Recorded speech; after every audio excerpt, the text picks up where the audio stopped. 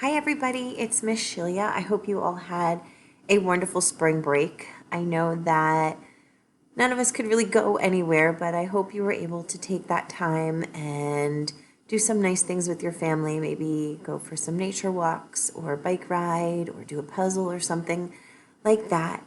Anyway, today I want to teach you about something called literary language. You might have also heard it called as figurative language. And the reason that we're going to start doing this is because this week we're also going to be kicking off writing poetry in our writing sessions. And Mrs. Giordano is going to do some lessons with you on poetry.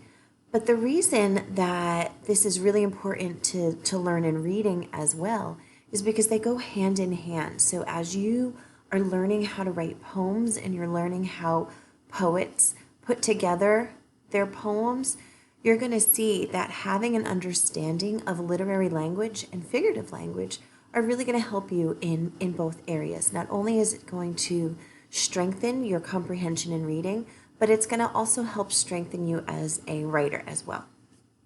So, when we see authors use especially inventive or playful language, they're kind of tugging at our sleeves and saying, hey, take notice to this.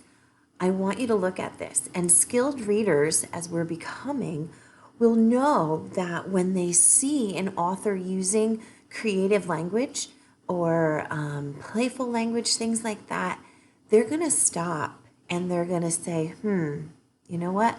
I think the author's trying to tell me something, and I want to make sure that I really understand what they're trying to teach me here.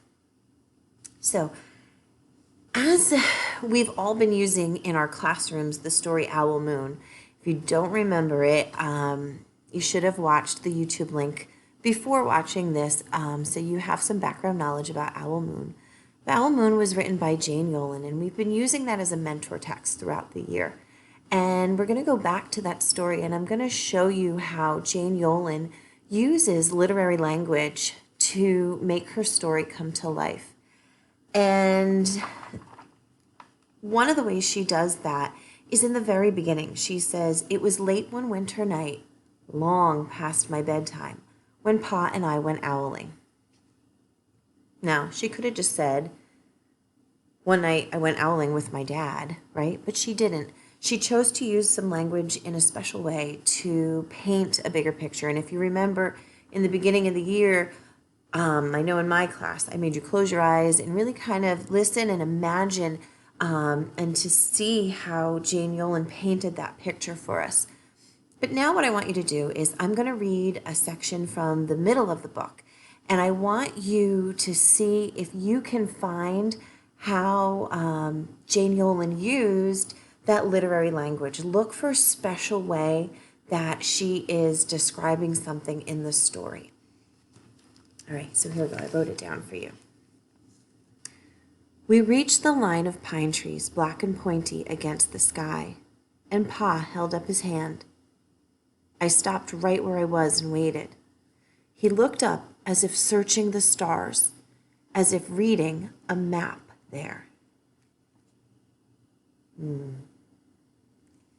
Now, I'm going to show you a new anchor chart that I created for us.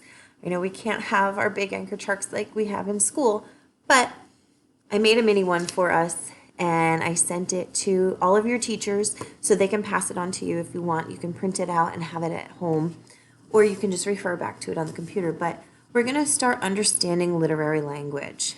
And it's really important to pay attention to special language. And there's 4 things that I'm going to do when I want to understand the literary language that the author is using. And the first thing that I do is I notice when words are used in special ways. The second thing I do is I reread that part. So let's go back. I noticed that when they stopped and Pa held up his hand, he looked up as if searching the stars, as if reading a map up there.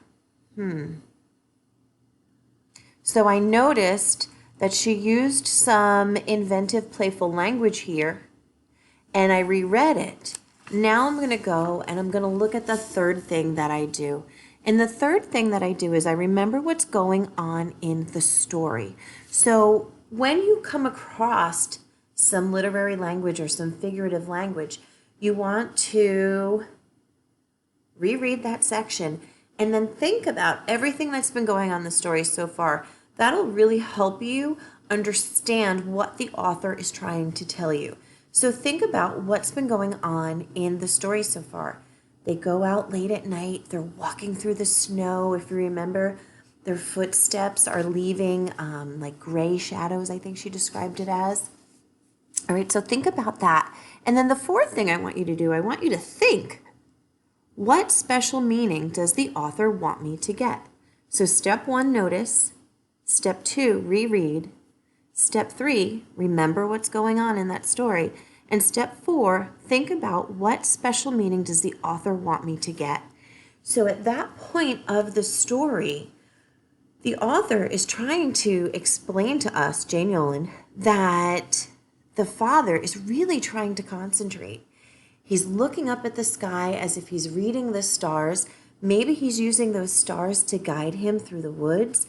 But I really think he's trying to listen and pay attention as to where that owl might be. So today, what I want you to do while you're doing your 20 minutes of reading is I want you to think about this anchor chart, understanding literary language. And I want you to think about those things. See if you can find any inventive or playful literary language in the books that you're reading. And when you do come across it, I want you to stop and jot. Either put a post-it there, or you can write it in a writer's notebook, anything, a piece of paper, whatever you have at home to work with, okay? In Seesaw, there is going to be an activity where there's another piece from Owl Moon that I want you to read, and then you're either going to write or record what you think Jane Yolen is trying to get across to you at that point, right? So our fourth thing, what does the author want me to get? I hope that you have a fantastic Monday, and if you have any questions, don't forget to reach out to your teachers and we can help you with them. Have a great day, everybody. Bye.